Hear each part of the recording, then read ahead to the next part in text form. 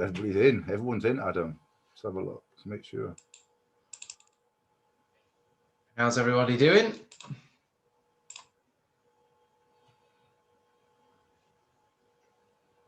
Everyone's just filtering in now, so it'll be good to go in a minute. Yeah, everyone's coming in, connecting. Yeah, perfect. Hello, Mike. I recognise that face. Mike Bacon. Oh, one thing I don't think we've mentioned before, Adam. Maybe good just to tell everyone now that we do actually record these and we put them on our channel. So yes, if anybody does come in late, which for the people who come in late, we can maybe mention that every now and again. So people know. Also, I guess time zones as well. This is for some people. This is not, it's like early hours of the morning or whatever. Yeah. So we can send an email out with this recording, but we stick everything on our BitChute and YouTube channels just so you can watch them again or watch them for the first time or share them or whatever. Always on there. So I think everyone's. Catherine said no audio. I think that's from your end, Catherine. Everything's looking good from our end. Let's have a look. Yeah, I think everything's good. Just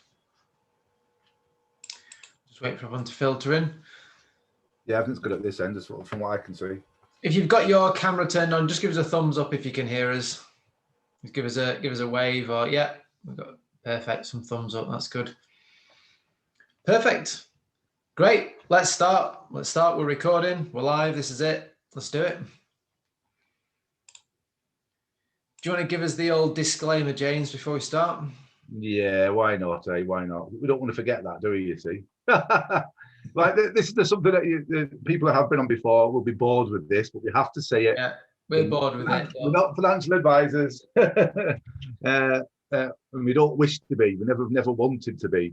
We don't believe in advice. We only believe in empowering families with education and making them financially aware, so they can make their own choices, make their own decisions, because people are very capable of making their own decisions if they're given the right information, but people aren't taught what we teach. So we've basically got the information from the ether and from our contacts, from our network, from very wealthy people. We've learned a lot from very wealthy people, and all we do is we pass that on to the person on the street. We share that with normal, hardworking people because we think they should know it. They should benefit from it. So yeah, we don't give advice. We only educate and make people financially aware. It is very hard at times, Adam, isn't it? But yeah, people ask for advice. People want to be told to do what to do sometimes, but we're just not allowed to. We can't. Yeah, I think it'd be very. It's a bit of a slippery slope as well, because as soon as spending other people's money, telling them what to do is easy, in the sense that you don't have to deal with the consequences, and we never want to do that. We always set out on this journey, and with the phrase doing what's right by people 100% of the time, and we remind ourselves of that's the main goal, just to do the right thing by you, what's best for you. And people that have got in contact with us, and we've had a chat, and they've said, well, what metals shall I buy and what should I do, and we just said, look, here's what we do. Here's why we do it. What's the best for you? You take that information and do kind of make it fit you, because it's not one size fits all with all of this stuff. And that's why you need to make it personal to you, and make sure you can benefit. The power is in the education. It really is. And the understanding of everything, not just being told what to do. We're trying to break out of that.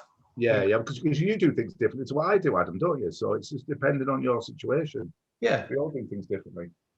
But most people are fine. Once we'll just give you pointers, give you the right direction, and off you go. Yeah. But some people don't go. Some people sit on the fence for a few years. It's maybe not ready for them right now. Yeah. I think right now what we're going to mention in a minute is so important that we have to mention it, and people need to take action. You really do need to take action. Yeah. If you're not already. Yeah. So we, as we're recording this, if you're watching the recording, this is Friday the 28th, and we recorded a video this morning with Charlie Ward because there was some stuff that was happening that we talked about previously in the end of January, and it started to come to fruition a lot earlier than we thought it would. Yeah. So that's, we're very honest and said, look, we thought it was going to come maybe later on in the year, to the back end of the year, and it started happening now. Yeah. And that's inflation. And there's always inflation to some level. You need to be aware of that kind of background inflation. But with all the money that was being printed, we did a video called The Tidal Wave on the 21st of January this year. And check it out on Charlie's channel or our channel. And we were saying, look, here's what's happened in up to before 2020. Yeah. Here's what's happened during 2020. Mass money printed, money created from thin air. They just type it into a computer. And here's what we forecasted 2021 and beyond, right at the beginning of the year. And we thought it would take, maybe 12 months, something like that, to actually filter through. How wrong we were. We were right in one sense and wrong in another sense. We were right that inflation's coming. It's now here. And it's starting to increase. And a couple of weeks ago that the US announced that inflation was up to 4.2%, I think it was, which jumped massively. And that's what they're telling us. That's what they're telling us. Yeah. It's far worse than that. Yeah, everything's dumbed down. Everything's dumbed down from what politicians say and governments and all this kind of stuff. So 4.2%, that means a massive jump, and that was in the US. And every country tends to follow the US, generally speaking. So if that's what's happening there, it's going to cause waves elsewhere. What does that mean? It means that paper money is taking the hit. It's not looking good, and that paper money is losing value. Your hard-earned money. Imagine that. If we saw it for what it is, when we see that inflation's gone up to 4.2%, it's almost as if someone's reached into your back pocket, your bank account, and just taken some money out. Because what you've got is now worth less. It is. That's the reality of what's going on. And what do normal people do? What do normal people do? They save their hard-earned money in a bank because that's all they know, really. And they're scared to invest because they know, and this is just from our experience, by the way. They're scared to invest and they think it's risky, but it's actually riskier from our point of view, leaving it in the bank. Yeah. And I don't know if any of you have read Robert Kiyosaki's book, Rich Dad, Poor Dad. He came out years ago and said, savers are losers. And everyone was like, what are you talking about? It was a kind of a crazy idea. But the fact, when you know paper money is losing value, savers are losers. That's how it works. I mean, so, we were losing anyway, Adam, weren't we? We were losing anyway, but now it's accelerating. It's picking up pace, big style. Yeah. And also, guys, I think it's really important to know is, like when if you go to the gym or you work out, the day that you work out, I know James likes to go to the gym, don't you? Like to pump the gun. The day that you work out is not the day that you see the results. There is a lag. There's a lag between the work that you do and the seeing those results. So from governments printing money to inflation happening, that's the lag, that's the delay. And that's not all of a sudden stopped. They've not just gone, okay, we're not doing it anymore. They're keeping doing it. This has not stopped, it's continuing. I mean, what, James, you told me that Biden's announced $6 trillion. Yeah, that's what he's proposed. Yeah, $6 trillion, which is just an insane amount, absolutely insane amount. Just to give you an idea of what that is, we've kind of done this before, but for those of you who might not have heard it, let's just put into perspective what a trillion is. Because we hear it thrown around all the time, but what does it mean to us? It's not numbers that I deal with on a day-to-day basis, and doing your shopping and logging onto Amazon and buying things, £1 trillion. So let's convert million, billion, and trillion into seconds, because a second is more tangible. We can kind of understand that. If I was to say to you, in fact, look, you can get your answers in. You can type them in the chat box.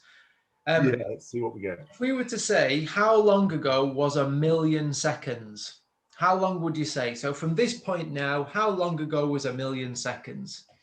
Get it in the chat box. Let's have a look and see who can get the closest. If you know the answer already and you've worked this out, then yeah, just sit back. Somebody using a calculator. How long ago? Just have a guess. How long ago do you think 1,000,000 seconds ago was today?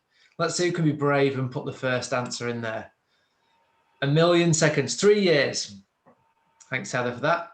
Yeah, 3 years. Okay, it's as good a guess as any. What else? Someone else give me a number. 1,000,000 seconds ago, 11 years. Okay, nice. 1,000,000 seconds from today.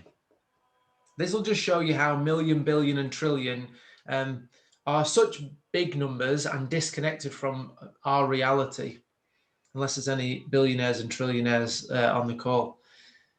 Any more? Let's have one more. Let's have, wow, we've got a good one there. 1,800 years.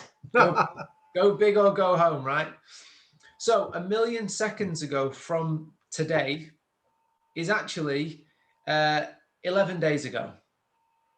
So, so 3 years, 11 years, 1,800 years, a little bit off. So now let's readjust. So 1,000,000 seconds ago is 11 days ago. What about 1,000,000,000 seconds ago? How long was 1,000,000,000 seconds ago? Now everyone's scared to put an answer in. 1,000,000,000 seconds ago from today. So you've got 1,000,000 being 11 days. How many seconds ago was 1,000,000,000? How long ago was 1,000,000,000 seconds ago? Go on, put your answers in. Let's, okay. Someone's 200 years. Why not? I feel like I can almost hear people bashing on their calculator trying to work it out. Okay, so 1 billion years ago from today was 32 years. Oh, 11,000 days. That's a good guess. I see the logic. It was actually 32 years ago. Heather, you were totally right. 32 years. I didn't read your answer out because you were bang on the money. So 1,000,000 seconds ago is 11 days ago. 1 billion seconds ago was 32 years ago. So 32 years. I'm 33, so I've been alive 1 billion seconds. Okay, right, let's go for the trillion. How long ago was 1 trillion seconds ago from today? You might as well just hit the keyboard, bash some numbers out, see what comes out. So 1 million was 11 days ago, 1 billion was 32 years ago, 1 trillion seconds, 1,800. Why not, Mike? Maybe this time you're lucky. Okay. 1 trillion seconds ago, I feel like we need some kind of comedy drum roll. 1 trillion seconds ago from today is nearly 32,000 years. Big difference. Just let that sink in. When Biden's saying 6 trillion, if you convert that into seconds, that's 6 lots of 32,000 years. Just like that, created out of thin air, typed into a computer. And just like that, that money is then in circulation. Which does that have an impact on the rest of the money? Of course. So it's just an interesting exercise to understand what we're talking about and what this actually means, what these numbers mean, and how they have such a big impact. The question is, does it add value to your currency or does it take value away? Do you lose value or do you gain value? And the obvious answer is you lose value. The more you print, the more you lose. So if you're saving in that currency, then you're just losing, aren't you? You're losing. You're giving it away. Yeah. Another thing to mention as well that we talk about on the video is there's a guy called Michael Burry. Burry, was it? Burry. Yeah. And he's a hedge fund manager. There was a film made about him. called The Big Short. I don't know that anyone's seen The Big Short. Really good film about the 2008 housing crash, the kind of global recession.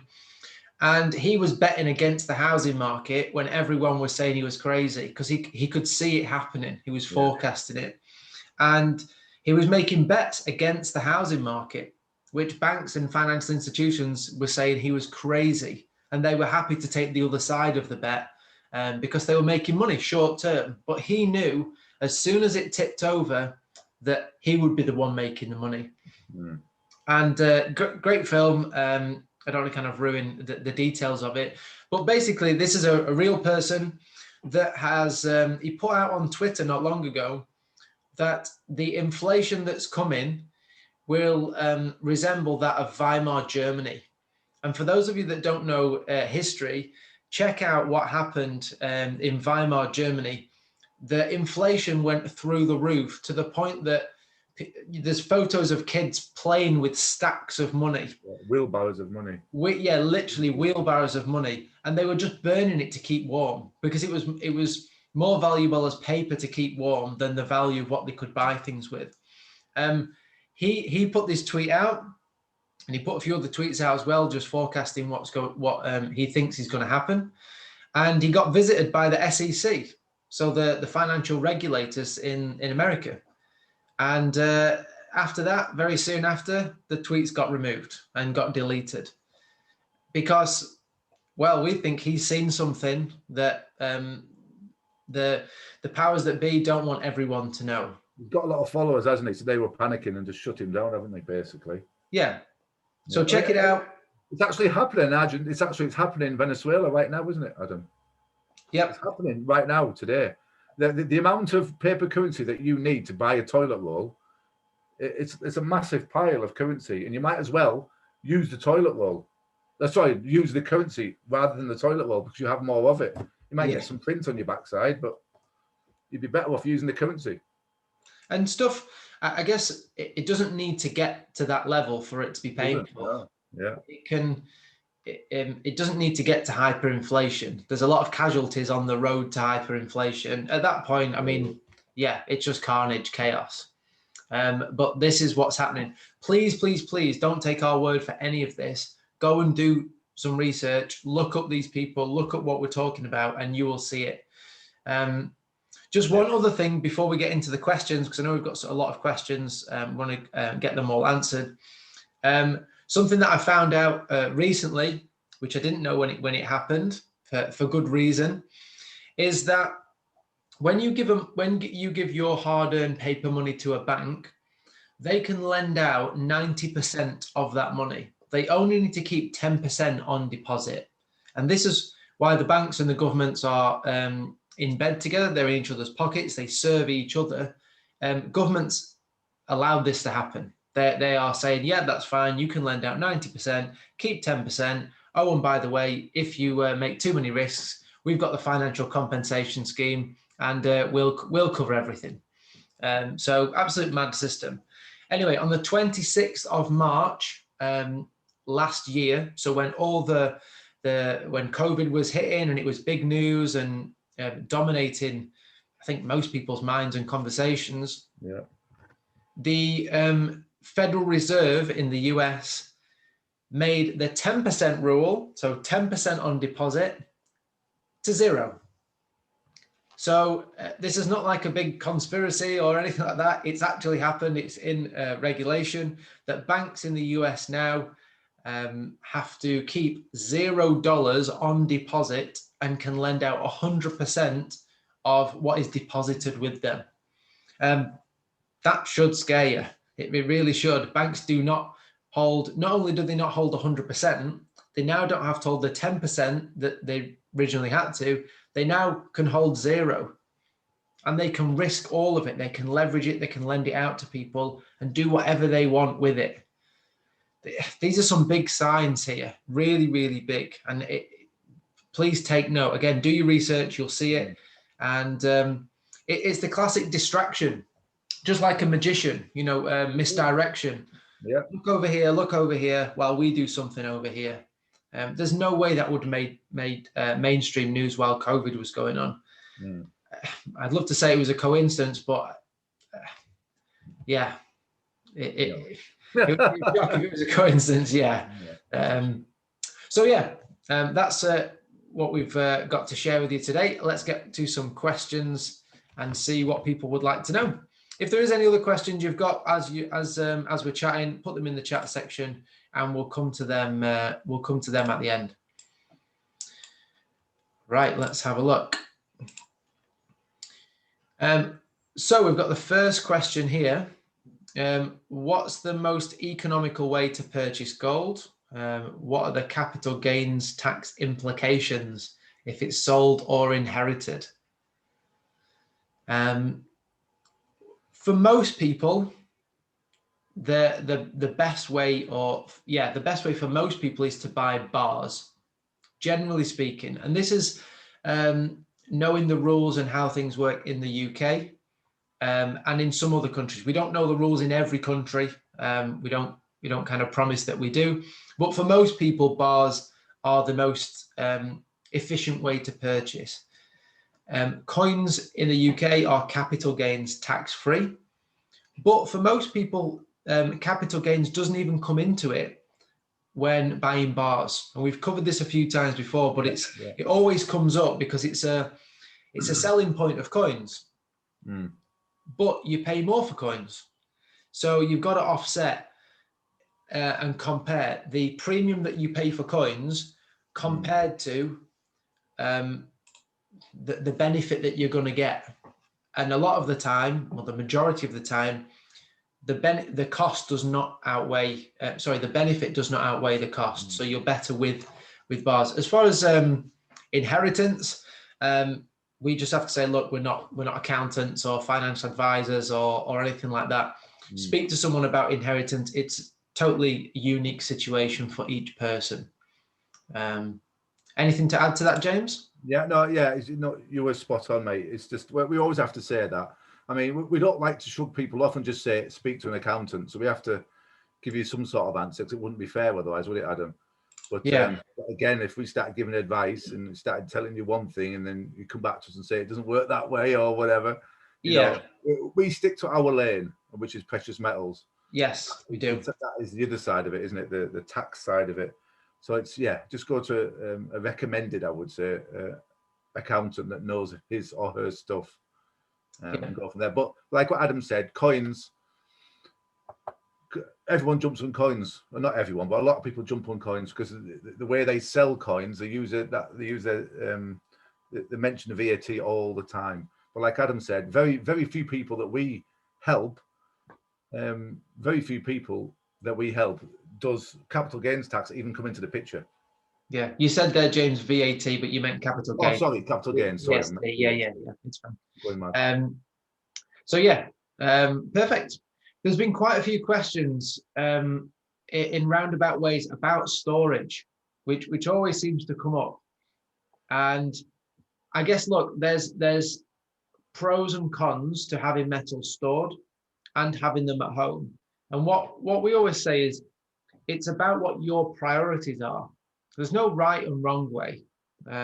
It's about what serves you best. Let's just run through, because this is going to answer loads of questions. It's worth spending some time on. Let's run through the pros and cons of storing. Now, first of all, let's just say there's many different ways of storing metals. Taking cash out of a bank and then buying metals and then storing them back in a bank, we would say is not the best idea. That's going from the frying pan to the fire. Please don't do that. We don't really urge you to do many things, but please don't do that. If done right, storage can be really beneficial, but it has to be done right. The metals have to be fully allocated to you. They have to be legally owned by you. You have to know exactly which bars that you own, not just have unallocated metals where you say, yes, I've bought 10 grams, but I don't know which 10 grams. It's just 10 grams. It's in there somewhere. That's a promise, and promises are good until they're not. So what you're doing by having unallocated metals as well is you're rolling the dice with that company. not with the precious metals market alone. So when you if it's just unallocated, what you're saying is, yes, I've paid my money, and I hope that this company can, first of all, they have 10 grams of gold or however much it is, and that they can give it to me when I want it. There's a lot of uncertainty there. So unallocated metals, we don't think are a good idea. That's just, for us personally, we just wouldn't do it that way. There's too many variables. If stored in the right way, like I said, legally owned by you and allocated to you, allocated to you, and not on any other company's balance sheet, that's another one. Then you can get benefits such as a better buyback price. So that can be one benefit. If storing silver, palladium, and platinum, you can get them VAT free or sales tax free. Again, sales tax in the UK is 20%. If you can be exempt from paying that, 20% more in your pocket. Look, you get nothing for paying sales tax. You don't get anything for it. You don't even get a certificate. You don't even get a badge or anything like that. It's just a cost. It's just money out of your pocket and into the government's pocket. So if you can avoid it, then it's worth looking into. Even if it costs to store, still worth it. So you can get the VAT or sales tax free. You've got the peace of mind that you've not got potentially thousands of pounds, dollars, euros, yen in your home. And, what price do you put on your peace of mind? I know, James. Risk, doesn't it, Adam? Because I do both, I know the feeling. Yeah. I do a little bit.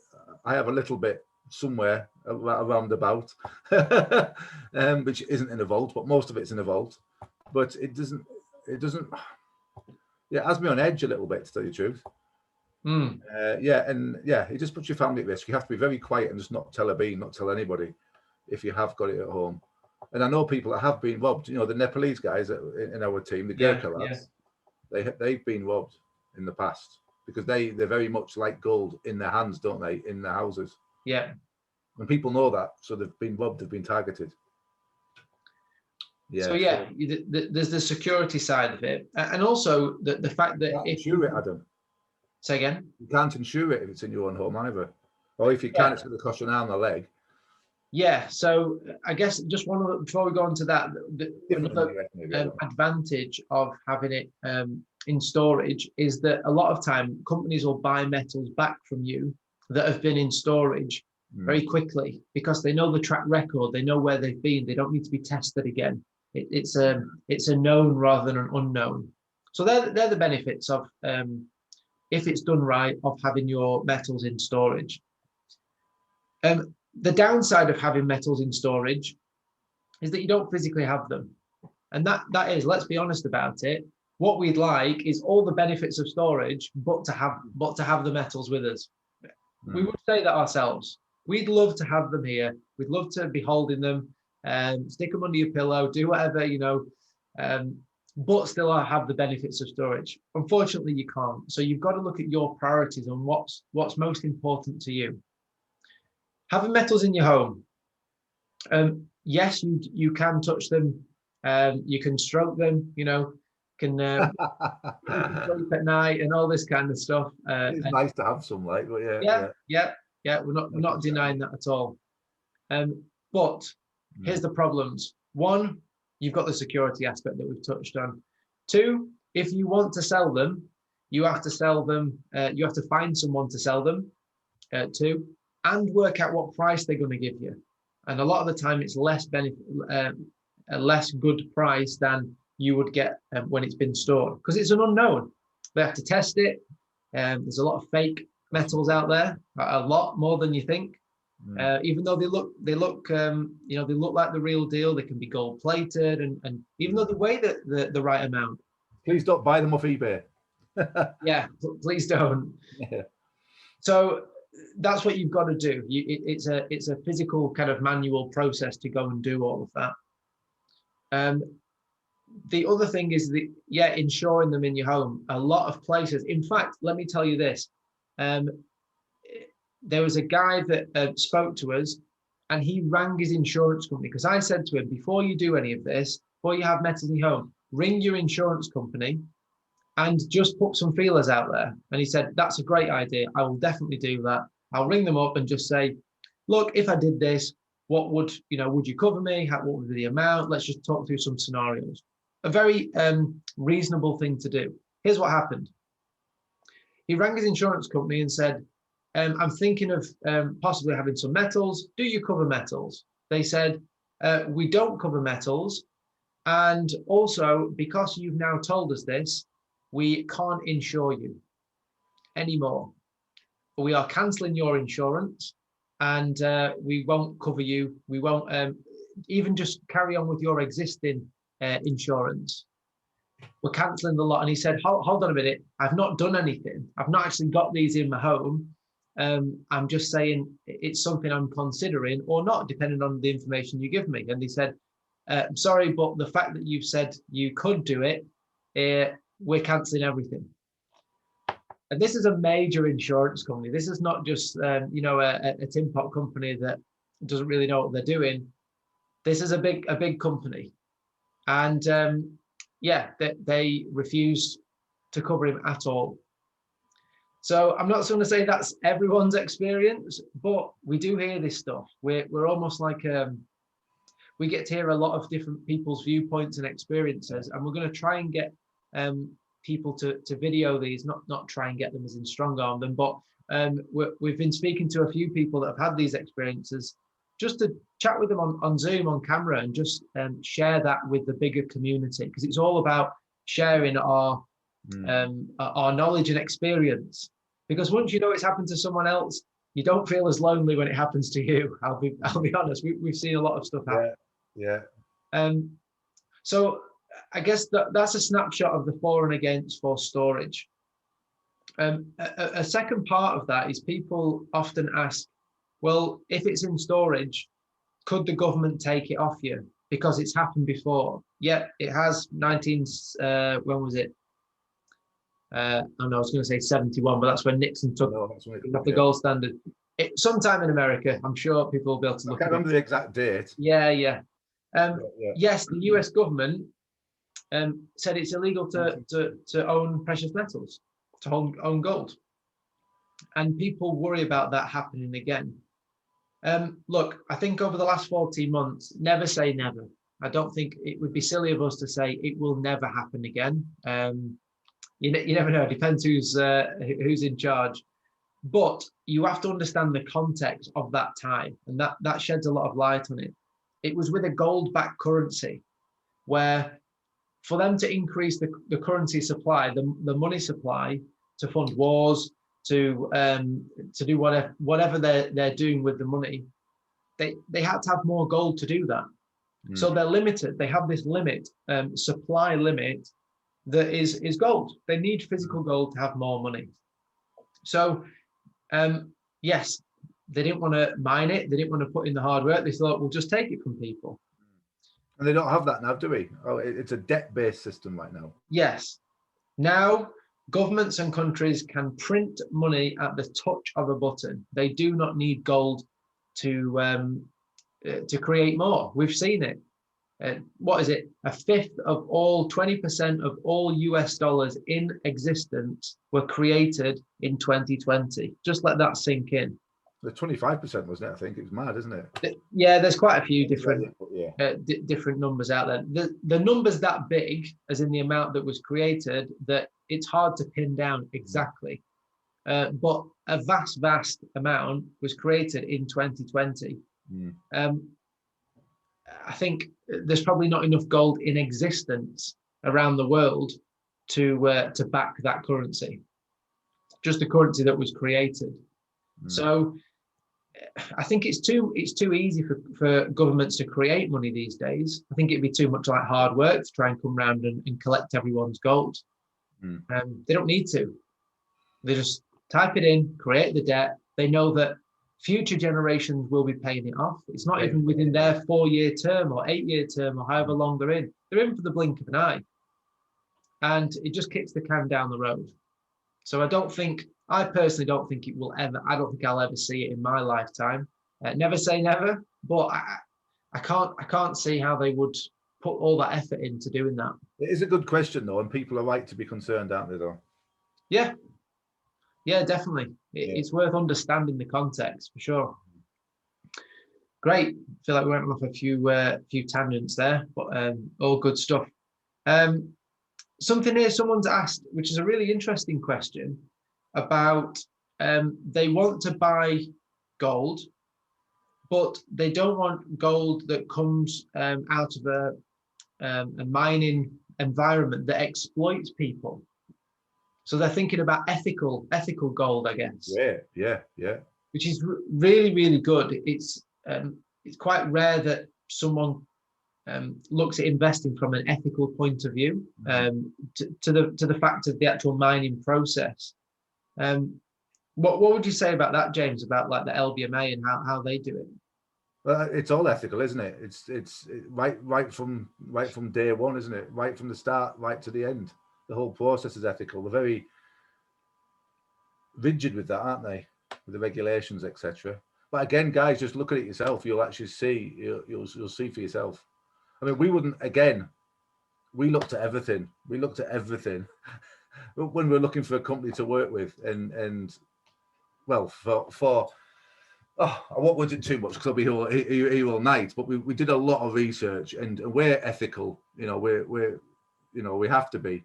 So we do discuss these things. We have discussed these things, and we wouldn't be doing it ourselves if it wasn't ethical. If we thought for 1 minute there was kids in some mine somewhere flipping, being taken advantage of. Advantage of. Yeah. I'm trying to find some nicer words because there's some horrible things go on in the world, and it's not. It really it break my heart to even think that for one moment that was happening. But it's a really good question. I don't think we've had that before, have we, Adam? It's good that somebody cares that much. Yeah. What we'd say is check out LBMA. That's where they regulate and benchmark the precious metals market, and they regulate the whole supply chain. Yeah. So from the mine, the conditions of the mine, everything. Literally everything from it coming out of the ground to being in the vault and invested in. So the look and the feel of the metals and everything like that. So yeah. Here's one for you, James. Someone's put, is it too late to buy gold and silver as the price is already high? Too late. It's never too late in my view. Never too late. I actually did a video today on our channel. It's only about 15 minutes, 18 minutes maybe, sorry. And just it was about when is the right time to buy. And I always just say to people, the only wrong time is tomorrow. Just do it. Just get started. But if you're buying at £50 a month, £100 a month, which is what a lot of our guys do, a lot of our customers do, because that's all they can afford, then it doesn't matter really. You just start, you just set it and forget it. Every month they buy £50 worth or dollars or whatever, euros, and they set and forget. But if you're bulk buying, if you're making a purchase of maybe £50,000 or £100,000, then maybe you do need to have a look at the prices. Take more note of the value of gold right now, what price you'd be paying. But again, saying that, the more important thing for me personally, I don't know what Adam thinks, I'm sure he thinks the same actually, is to get your money out the bank. That's more important than anything else. Yeah. It's not actually the growth. No. For me, it's taking back control of my savings, my hard-earned savings and investments or whatever, my money. It's taking back control. It's getting it out of the bank. That's all I care about, is get out of the bank as soon as possible. It's not the growth. It's not the performance is a Brucey bonus, isn't it? It's that extra bit on the top. And we haven't got crystal balls. We never promise anybody anything. I mean, there's a lot of companies we've noticed recently that have jumped on the bandwagon. Bullion companies, or people set up bullion companies, said, "Oh yeah, gold's going to be this next week or this next year, whatever," and they're getting people on board. But that's not what we're about, is it, Adam? You can't. No, very much the opposite in some sense. we're super conservative with the performance. You know, if the average performance of gold per year comes out at 10%, as in real data, which I think it is about compared to the British pound, then I'd half that straight away, just to manage my own expectations, and say, look, let's imagine it does 5% a year rather than 10%, but you're in control of it. And I always think that the process that people like shiny things and, you know, become a millionaire next week and all that kind of stuff, it is enticing. But I think the way that you can really serve yourself and your family is, number one, stop yourself losing value. Stop yourself losing money first. Let's plug the holes. You know, rather than trying to be the fastest boat, let's plug the holes in the boat so that you're not sinking. But first and foremost, then we can work on the other stuff. And with paper money and inflation on the up, money's just literally disappearing out the back door. Get your fiat currency swapped for assets, what we would say. I mean, there's asset. I mean, mine is basically gold, silver, platinum, palladium. I've got all four: property and land, and even cryptos I do myself too personally. But that's not as precious metals are much safer. That's just in my view. Yeah. But I do all of them. I do all. It's basically get your currency out of the bank. I only leave enough in there to pay bills. Yeah, bit of working capital, right? Yeah. A question. Well, there's been a few questions about this, so I think we should just discuss it as a general topic. Is the QFS and what impact that will have on gold, if any? How will it work? What will it do? James, I know you watch probably more stuff than I do. Yeah, but nobody really knows though. Nobody really knows for sure, and the people who do know that bit more aren't allowed to tell us. Sure. I think it's going to be a system that is out of this world. What's your thoughts on how that affects gold? And then I'll tell you mine. But what are your thoughts on? Oh, I think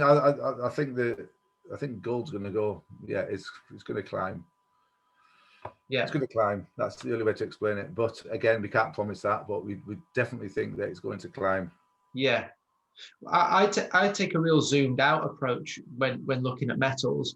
So rather than looking at the granular day-to-day stuff, I think zooming out, look at supply and demand, the kind of real basics. It's quite boring, really, but it really helps me solidify why I'm doing this and the big picture thinking of why metals in the first place. Let's answer that question. They're a limited resource. You can't print any more gold. Try as you might, I'm sure someone's tried to do it. You cannot print any more gold. Some mining experts say at the current rate of consumption, there's 20 years left of mineable gold. So God willing, it's going to be an interesting few years. And I think with that thinking, that with a limited supply and an increase in demand, then the price goes up. Think about anything, you know. Yeah. I was going to say diamonds then, but there's a few things about diamonds that they're not actually that rare, but that's a whole nother show. Yeah, but think of something that is rare, and when the supply is limited and there's an increase in demand, then the price goes up. And that's why, for me, precious metals are interesting and have value. And I think regardless of the system, whether it's the analog system we've got now or the digital 2.0 QFS system or whatever it's called, you can't print any more gold. Doesn't matter what system you're using. And if something's backed by gold, I'd rather have the thing that's backing it, because clearly that's where the value is. Yeah. It wouldn't be backed by it otherwise, would it? Otherwise, you know, when banks give you a mortgage, they give you a mortgage because there's something backing it, and they want that value that's backing it, that house. That's where the value is. Any kind of collateral, there's value in that actual thing, not the thing in front of it. So for me, gold, big picture thinking is where it's at. I'd rather have the gold, and I think whatever system we use, gold will do its thing. A very wealthy chap many years ago, I can't remember his name. I've mentioned this before. I was having a good chat with him, and he told me, swap your currency for assets. He actually said, buy assets, don't build your wealth, your savings in paper currency. And that was like 20 years ago, something ridiculous. I never got him back then. I never understood it. I never took action, so I didn't really get it. And I wish I did. So now, just even if you just remember this one thing, swap something of plenty for something of scarcity. Yes. Something of plenty for something of scarcity. Currency, there's plenty of it, and they keep printing, and they've got plans in the future to print and keep on printing. They've got no plans to stop. So just swap that for something of scarcity. It really is that simple, isn't it, Adam? Yep, exactly. Someone's put here, which is quite an interesting view again, is what are the buy and sell levels of buying metals and then selling them. So this is more looking at a trading perspective. So trading metals, buying them, selling them, making the difference. I guess buying low, selling high, waiting for them to come down again, buying again. That's not how we use precious metals. We don't buy and sell. We buy and hold. We just buy them, whether we hold them physically or hold them in the vault, but buy them and don't sell them. I think for most hardworking people, and James, correct me if you think any different, but most hardworking people have got so much going on to be monitoring the markets daily, weekly, in and out, trading. That's for an investor, isn't it? It's for investor type, but most people they haven't got the time, and it's not something that they want to. Some people do, a small few, and we'd be happy to talk to people about that. But for most people, it's about just protecting what you've got and saving in a smarter way. Gold is an insurance, isn't it, for you and your family? It protects you. It's your body armor. That's the way I look at it. Yeah. Someone said, can a young person, someone that's not an adult, under 18, can they purchase metals? And well, my little lad was 2 days old when he started. He was the most wealthy 2-year-old in the hospital. Yeah. All his metals stacked up. Yeah. Look, I think what we would say is metals perform well over time. Time is the key ingredient, and the longer you've got, the better. If you've got 5 years, great. If you've got 20 years, even better. Just literally as long as you can, and that's how the metals grow. So we think it's a great idea for children, grandchildren, as a savings savings plan. Yeah, we have a lot of grandparents asking us about it, don't we? Yeah, and grandparents, but grandparents seems to be more so. Yeah. What are the trends or strategies as far as best when's best to buy? Is this a good time to buy at the minute? Yes, as we said before. Yeah, because it's a long-term strategy as well. Pressure off about executing exactly at the right time. I always say to people, look, you don't need to sit there with your coffee and your Red Bull in your mouth, ready to click and ready to buy. It's long-term. So those short-term fluctuations don't have such of a big impact on a long-term thing. If you were buying today and selling tomorrow, the price that you buy at today and in that moment and that minute they matter massively. But when you zoom out those time frames, it matters less and less. It's a longer term thing.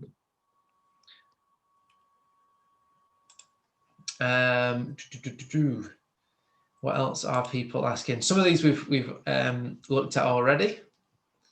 Oh, here's a good one. How much gold or silver makes a good investment? How much do you need to make a good investment?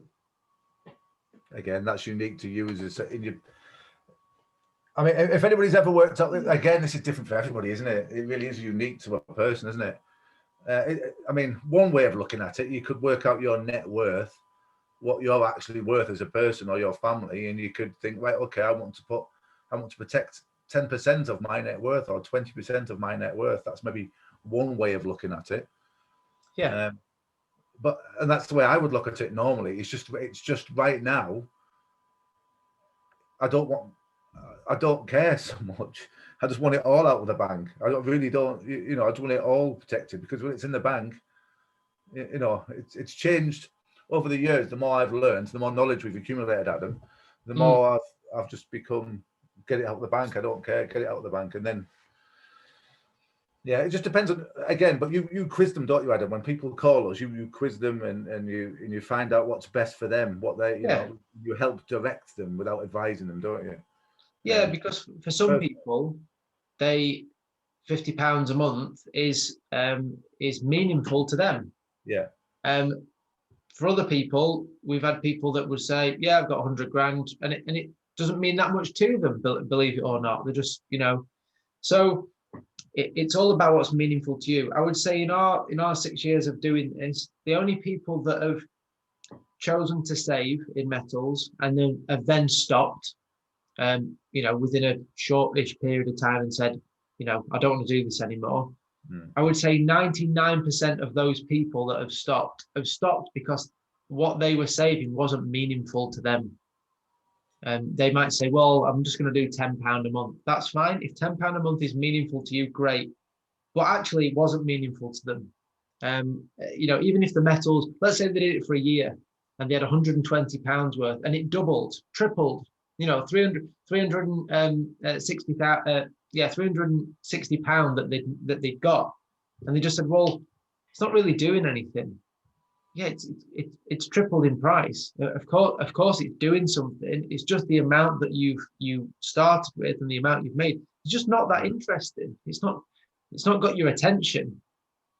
So, totally agree with James. It's unique. It's individual to that person. But make it something interesting that when it does increase, you think, oh yeah, this is really good now, and you can see it moving, grabs your attention. I can really see the difference in when I started out and what the prices were when I started and what they are now. Flipping heck, it's a big difference, but that gets my attention. Yep. Let's have a look. We've covered quite a lot of this actually. So someone's asked, which is better for investment, Royal Mint or bullion? I guess maybe you're talking about coins or bars. Look, at the end of the day, zoom right out. Metals are better than paper. Let's start there. Keep it simple. Keep it very simple. Metals over paper. When you get into the finer detail of that, we think generally bars are better than coins for some of the reasons that we've mentioned. We spoke on a video about the difference between bars and coins and what makes up their value. We'll just go over it really briefly. For a bar, the value is made up of the weight and what it's made of. That's it. A coin, the value is made up from the weight, what it's made of, the fineness, because there's different purities of coins, whose face is stamped on it, usually some dead person or something, someone that's important is stamped on it. There's a year and the type of coin that it is. That's a lot of variables. Again, for most people, to know the right coin and the exact year and the ones that are rare and this kind of thing, most people, it's just too much. They don't want to go into that. For collectible coins, you need to wait a long time for them to go up in value, because the value is not just the metal itself. The value is in all these other metrics and whether someone else deems it to be more valuable than another coin. You've got to put a lot of research into it, haven't you, Adam? You've got to do a lot of research into it and work out what you think is going to work out best for you. But most people don't want that. It's too complicated. They just want simple. Yeah. They want simple, otherwise they won't do it. People don't do complicated. They don't. People are too busy these days, working the backsides off, working for a living, and keeping the families fed and watered. Yeah. My friends will learn all that. If you've got a particular passion for it, then go for it. We're not saying don't do it. We're just, with all of this, we wouldn't say don't do anything other than put your gold in the bank. We would say definitely don't do. with all of this stuff, we would just say, do it with your eyes open and understand the full journey as well. So we actually start with the end in mind and we work backwards, because you can pick up some amazing things looking at things that way than just, what am I getting today? Think about, how am I going to sell it at the other end? Think about that first, because that'll help you make decisions on what you buy.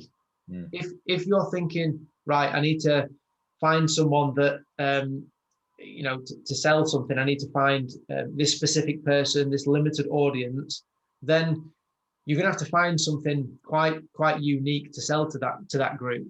If you're saying, I'd like to be able to sell to the open market at any time, then what you buy will differ.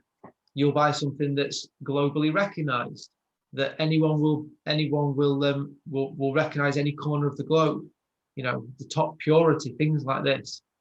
So do it with the end in mind. Look at the whole journey, the complete package. Just a few other questions. I'm just conscious of time. A few things that have come in while we've been talking. And I think some of these are a little bit more personal. So we'll get in contact with you individually. And down a lot. Oh, someone said, have we been saving in metals for a long time? Have we seen them go up and down a lot? Yeah, they go up and down. That's the first thing. I think it's, if you're buying bit by bit, then you protect yourself from those ups and downs. Unless you're buying in a down, which is always a good thing to do, or you're buying a bulk and you're getting a much better price, then just keep buying all the time, and then you protect yourself from the downs, and you benefit more from the ups. And that's what we do, and it works really well. I mean, people who don't understand it, they get a bit of a panic on, don't they, when the price goes down? But when you understand the big picture, you understand that actually when the price goes down, it just means there's a sale on. Yeah, there's a sale. More gold for your money, for your currency.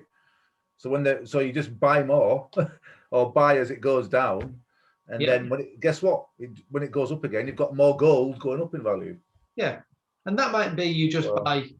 You might have bought one kind of bulk purchase, and you just buy, maybe you say, right, I'm going to buy 2 times a year, and I'm going to wait for it to go down and buy again. You don't have to buy every month. Again, it's not one size fits all. Some people, monthly works for them. Other people, one purchase and then a couple of other well-timed purchases work well. There's no problem. I mean, my own personal strategy is I buy a little bit every 2 weeks. And then I also, if the price drops to a certain level, I'll make bulk buy payments, which I did do about a month ago before. Well, I know. It's when it hit $1,700 an ounce. $1,700 or thereabouts, wasn't it? I made 2 on there and then start to come up. Someone's put here that there's a difference on tax perspective. Bullion has to be reported. Really tough for us to comment on this because it's different in every country. I think, look, some of these things are deterrents for people, that there's some precious metals can attract some unsavory characters. Not everyone. If you've got nothing to hide, it shouldn't be a big deal in most countries. But speak to a tax advisor, speak to someone that knows the laws and rules of your country. There's too many of them for us to know and to quote and give you like a confident answer. But it's better for us to say we don't know than try and fumble through it. So perfect. Well, look, that's bang on 9 o'clock. So we've finished on time for once, or 1 minute past now. Thanks so much for your time, guys. We really appreciate your time. We hope this has been of some value. We really love doing these. We get really excited about it, and it really just fills us up, having a community of people that are passionate about protecting and helping themselves. There's nothing more honorable than learning and helping yourself. We put loads of videos out on YouTube, on BitChute. So please subscribe to those. The more people that subscribe, the more people see them, and it helps more people, and it just goes on and on and on. If you can help us to help you, basically, is what you're saying, isn't it? Yeah, and that in turn helps more people. We're spreading the love, as you always say, James. Spreading the love. Spreading the love. We'll be doing another webinar in 2 weeks' time. You can always check out our website, which is going to have a makeover very shortly. So look out for that.